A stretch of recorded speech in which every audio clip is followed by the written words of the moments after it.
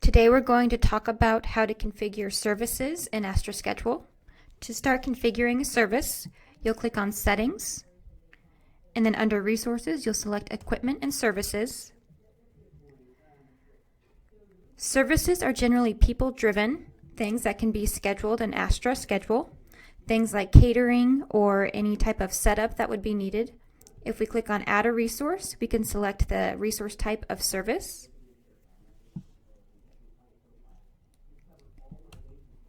And then we'll put in a name for our service we're providing.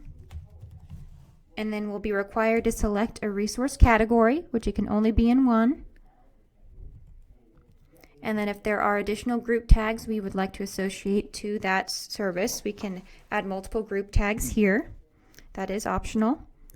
And then over here you can leverage these pieces if it is active. It's going to default to being active when you set it up, but you can also provide an expiration date if there is one.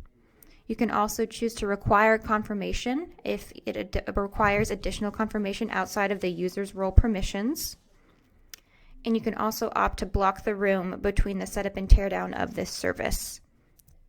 This description field would be available for viewing with your users in Astra Schedule.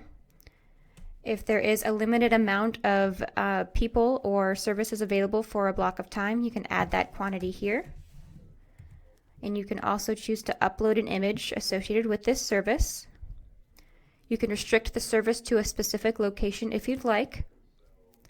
You'll also find the service duration settings here that you can configure as needed for your service you're providing. You can also leverage a setup and teardown window of time in addition to the service being provided. The price details are there at the bottom. Once you've set up all the details needed for your service, you can hit Save and Close, and your changes will be saved.